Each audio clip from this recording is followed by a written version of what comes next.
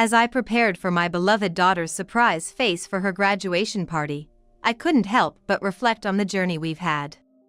Raising 2 children alone after the divorce was tough, but it was the struggles we overcame as a family of 3 that made this happiness so meaningful. Humming to myself while setting up for the party, someone visited our house. Still in the middle of preparations, I thought of asking my son John to buy some more time as I opened the door, only to be met by an unexpected figure. "Hey there," he said casually, lifting one hand. His appearance could easily be mistaken for a homeless man. Shocked, I was rooted to the spot, unable to speak. "Dad?" I turned towards the voice to find that my 2 children came home. They stared at Rob with a mix of disgust and astonishment. My daughter Milena denied John's words, declaring this man is no longer her father, and tried to lead John into the house. "You can't live without me, can you? I could take care of you again, if you want." Everyone was stunned by his words, needing a few seconds to process. As we all laughed off his absurd statement, Rob looked confused at first, but then his face twisted in anger. He started ranting about not being mocked. "What's all this noise? What's going on?" Just then, someone from the house, drawn by the commotion, joined us outside. I took a deep breath and turned the tables on my ex-husband. "Let me introduce you to..." "John, wake up! I'm not gonna be responsible if you're late." "I am Carrie. I'm a 40-something housewife and a work-from-home. I hate to admit it, but the gap between the ideal 40-year-old I imagined and my actual life feels wider than the Grand Canyon. But having landed a decent job at an IT advertising agency, experienced some meaningful relationships, and married with a reasonably fulfilling life, I'm doing all right." While I'm doing the dishes in the kitchen, the sound of footsteps approaches from the second floor as John, my middle school-age son, comes downstairs. As I wash away the dish soap suds along with John's unreasonable demand of why I didn't wake him up earlier, I retort that he should try coming down the stairs more quietly. John is too busy biting into his breakfast toast to listen to me. "It's really childish that you can't wake up on your own even in middle school," Milena, my high school-age daughter, said with an exasperated tone. She brings her used dishes to the kitchen for me. Milena is calm and confident in her academics, but like me, she's shy when it comes to love. She blushes and reverts to a typical teenage girl when the conversation turns to romance. I wonder how things are going with that boy from the basketball team. As Milena hands me the dishes, John, still with food in his mouth, starts complaining to her. Rob, my husband, who was busy on his phone, scolds him. Our mornings always start with such chaos. Rob was my senior at work who handled my training when I was new. He's earnest at heart but lacks attention to detail, and isn't reliable when it really matters. I never thought of him romantically back then, but couldn't refuse his persistent advances, which led to our marriage. That was the first time I realized I'm too easily persuaded. Rob recently got promoted to a manager position, which has led to more business trips. I'm happy about his promotion, but whenever I ask him when he's coming back, he always evades the question. Even when he does return and I try to massage his shoulders, he shakes me off irritably, telling me not to bother him. Lately, he's been on his phone all the time at home, and our interactions as a family have diminished. He's also been coming home late more often, even on days without business trips. I hesitate to ask why, so I never bring it up. Today, he's supposedly on another trip, but as usual, he won't tell me when he's returning. Yet, he randomly comes home and orders me to prepare meals as if it's the most natural thing. As I do the dishes and gently ask about his return, he explodes, "Enough. It's work, how am I supposed to know when I can come back?" His yell shatters the peaceful morning, freezing the atmosphere instantly. Barely preventing myself from dropping a plate in shock, I apologize to Rob. But he just leaves the living room with a guilty look, without a word. "Wait. You haven't given me this month's expenses yet." My words are cut off by the sound of the front door slamming shut. "Again, huh?" Milena says, turning to me as I return to the living room. Noticing John's trembling hand holding his mug, I try to lighten the awkward mood. I guess I irritated Dad, who's already stressed with work. It's my fault. Milena rushes over to me, assuring me that it's not my fault. I gently hug her, trying to calm my turbulent emotions. Glancing at the clock, I notice it's just past the time for my children to head to school. I hurried them along to their schools. John mumbles something that sounds like I'm leaving, but with food still in his mouth, it's hard to understand. As he dashes off, a cloud of dust rises in his wake. Milena turned back to look at me with concern. I responded with a forced smile, but it seemed to fall flat. Her expression was hard to read against the backlight, but her figure radiated a sense of loneliness as she left. After sending them to schools, followed by silence as if I was in a dark cave side chamber at home. This quietness only amplifies the harsh words Rob hurled earlier, echoing throughout the house. As I locked the front door, I also shut out the negative emotions, slapping my cheeks to psych myself up. With Rob no longer contributing financially, I have to step up. I'm using my experience from my previous job, now working as a freelance web designer. There's some uncertainty with my current income, but I'm determined to earn more for my children's sake. I firmly planted my feet and struck a determined pose just as the washing machine signals the end of its cycle. It was a beautiful day with just one white cloud in the sky. Humming a song from a popular singer back in my school days, I took care to not strain my back with the laundry's weight. Rob's business trips have become more frequent, and it's rare for him to return home before 11 p.m. When I cautiously and indirectly inquire about his late returns, he dismisses it, saying it's none of my business. His vocabulary lately seems limited to dismissals, underestimation, and ignorance. Well, also shower, meal, and beer. I'm more shocked by his dwindling range of words than his increasingly negative attitude. Ignoring me as I stand there in shock, he heads to the bathroom. It takes me a while to snap out of it, but I'm okay. I'm fine. More than anything, my biggest worry now is our household finances. It's better to assume I can't count on any financial support from Rob.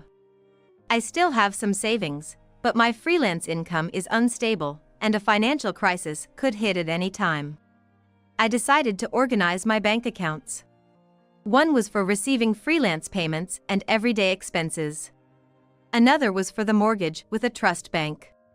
The last one was for emergencies, really dire situations. There's still money in the everyday account. So I don't need to worry about that right now. However, the trust bank account, while still holding funds, gives me a headache when I think about the nearly 20 years left on the mortgage.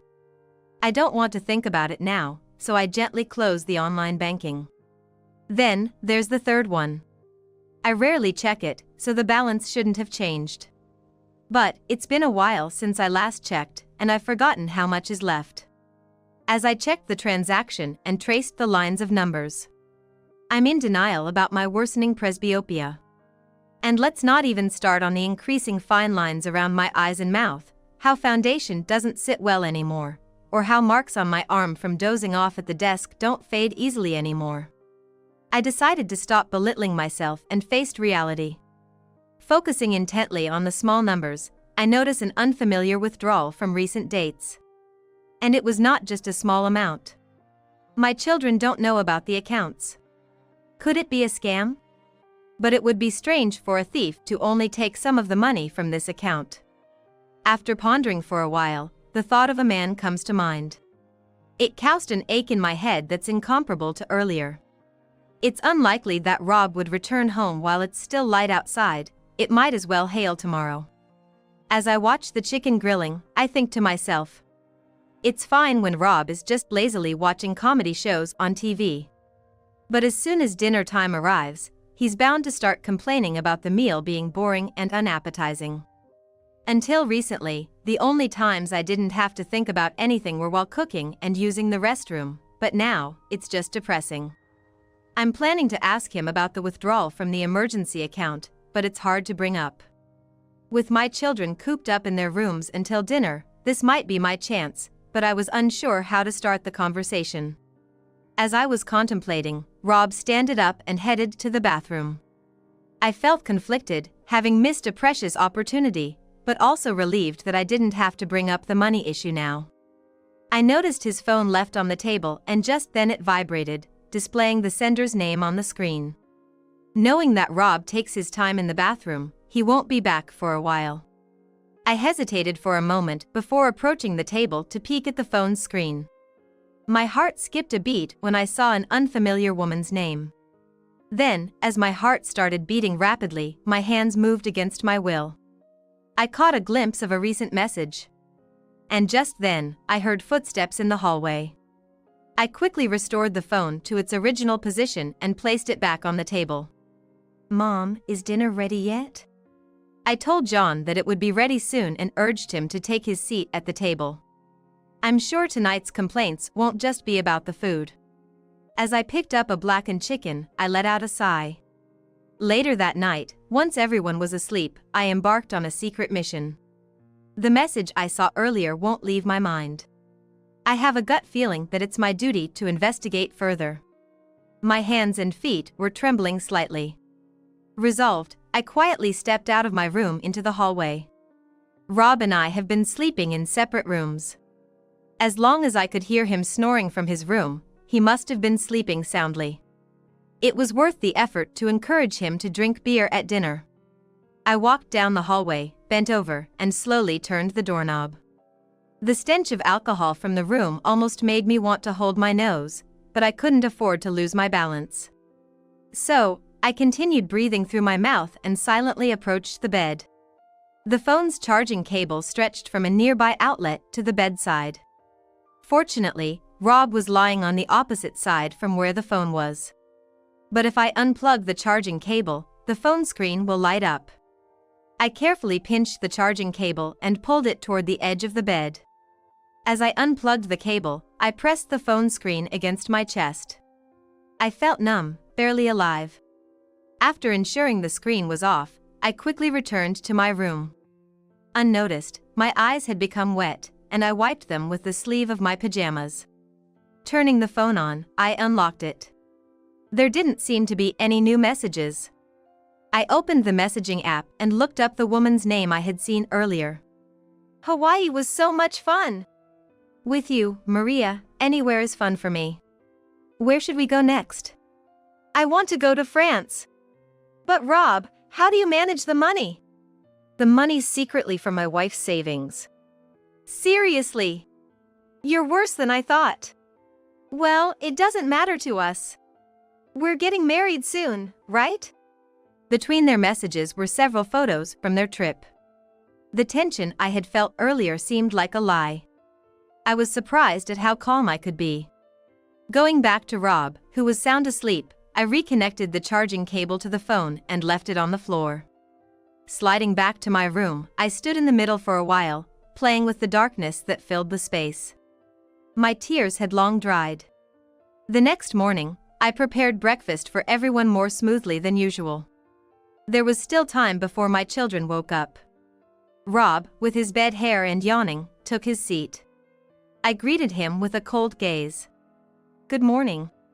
My greeting was like a breath of wind at sunrise, passing through him and dissipating in the air. "Who's Maria?" Rob's hand, bringing breakfast to his mouth, stopped. "Where did you find out?" "I saw it on your phone. I also know you've been stealing money from my account." He finally looked at me.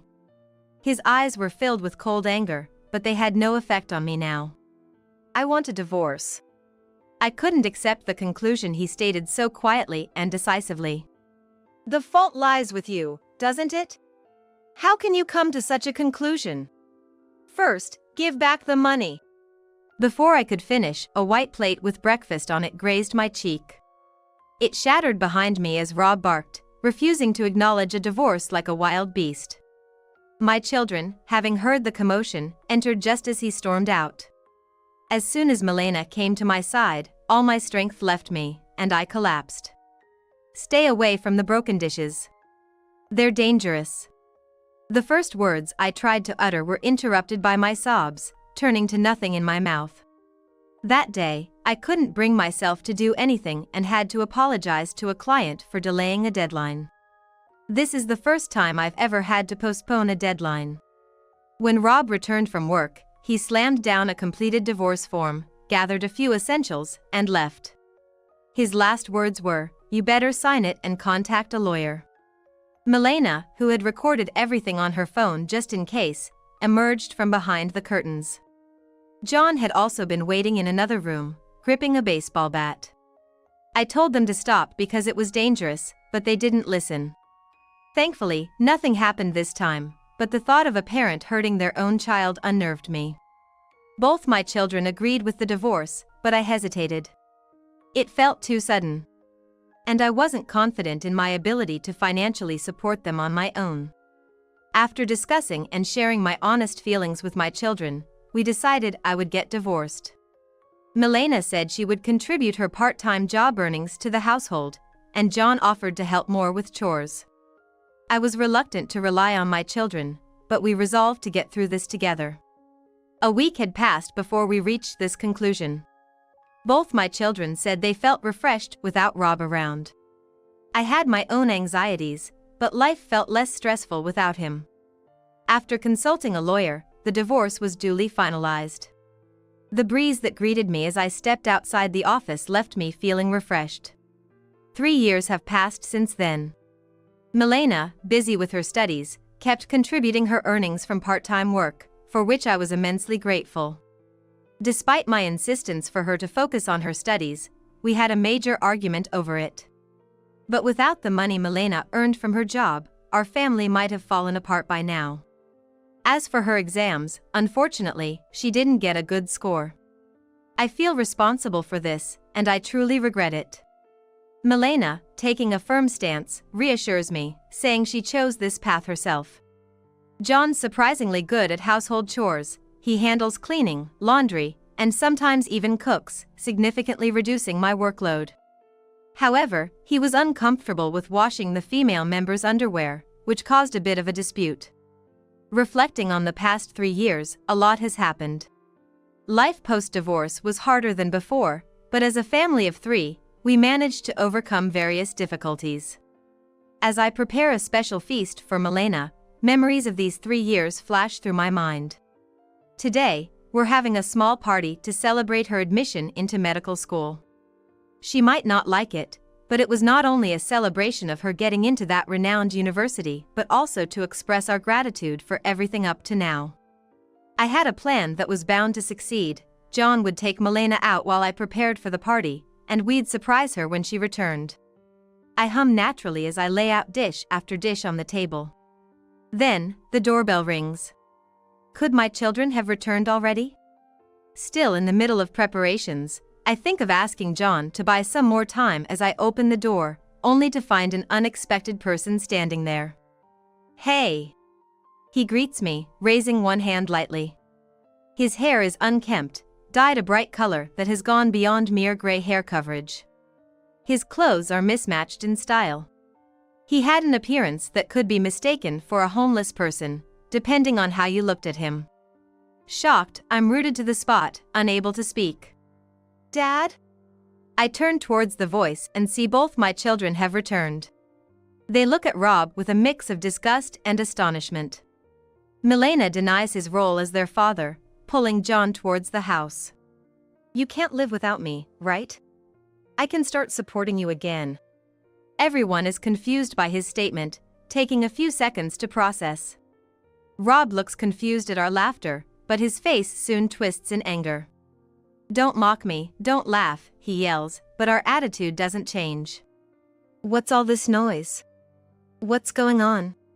Hearing the commotion outside, a man emerged from our house. "Who are you?" I composed myself, stood up straight, and said firmly, "Let me introduce him, this is Michael. He's my husband." "Hello, Rob. I'm Michael." I hadn't told Michael Rob's name yet. Everyone looked at Michael suspiciously. Reading their expressions, he offered a professional smile and explained matter-of-factly. Michael was the president of an important client company where Rob currently worked. It seemed that Michael and Rob knew each other, but Rob acted as if he didn't remember him. Was there an issue when you were suddenly replaced by another person during contract renewal? After Michael's remark, Rob's face turned pale. As if he had just remembered Michael and realized something significant. I guessed that Rob must have been removed from his responsibility due to some misconduct. Shut up. This is a clear case of infidelity. I haven't divorced her, and this house is mine, so I'm moving back in. I calmly explained that our divorce was legally finalized and that this wasn't infidelity, almost like reasoning with a tantrum-throwing child. It causing sweat to bead on Rob's temples. Pay me alimony for me. I countered that he was the one who should pay. I had saved the exchange of messages between Rob and Maria from 3 years ago on my phone as a photo. I confronted him with evidence of him withdrawing money from my account and demanded repayment of $40,000. The emergency account originally contained an inheritance of $80,000 from my late parents, half of which Rob had squandered for his fleeting pleasures. Moreover, a power of attorney should have been required to withdraw that money. I certainly didn't write one. It meant that he must have forged my signature. I confronted him with the crime of forgery, explaining that he could be arrested if reported. Desperate but realizing he had no way out, Rob agreed to pay the alimony and repay the $40,000. Relieved at the resolution, we praised each other. I have received this month's alimony payment. I put the counted money into an envelope and took a sip of my coffee. I wonder how many more times I will receive alimony payments at this cafe. As I stare at the rippling surface of the water in my cup, I'm lost in thought. Since that incident, Rob's life has taken a significant turn. The $40,000 repayment was made promptly, but considering his financial capacity, the alimony was decided to be paid in installments. Rob is now juggling jobs as a security guard and a janitor. Michael, the president of the company Rob used to work for, has ceased all transactions and future interactions with the company as a decision. I protested that it might be too harsh, but Michael, with a businesslike smile, insisted that Rob should be thankful that everything was settled amicably. It was the first time I found Michael's smile frightening. Losing a major client, Rob was inevitably fired from his company and seems to be struggling to make ends meet, repaying alimony while living a hard life. His face has become haggard, his complexion poor, always wearing the same clothes. So, what about her? Maria, was it? What's she doing now? Rob asked sarcastically, complaining that they were already divorced. According to him, Maria racked up an unreasonable debt and then disappeared, leaving Rob. Rob, the guarantor, is obligated to repay the debt, and he is paying my alimony and repaying the debt at the same time. Even though he's had a tough time, I wonder if it's too sympathetic to feel sorry for Rob. When Rob asked about my children, I briefly updated him on their status. Milena is excelling at medical school, attracting some attention. Though her strong character has apparently made her a few enemies.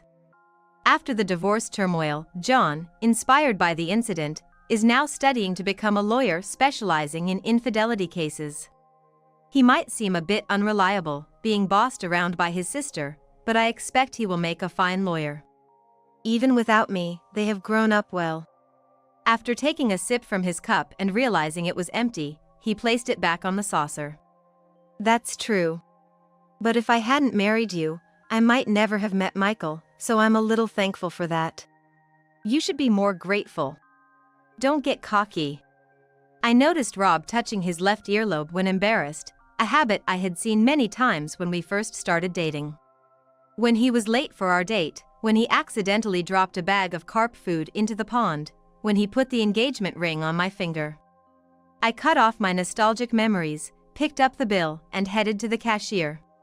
Rob insisted on paying his part, but I quickly completed the payment, and he gave up on pursuing it further. We parted ways in front of the cafe, and I checked my appointment time with the doctor.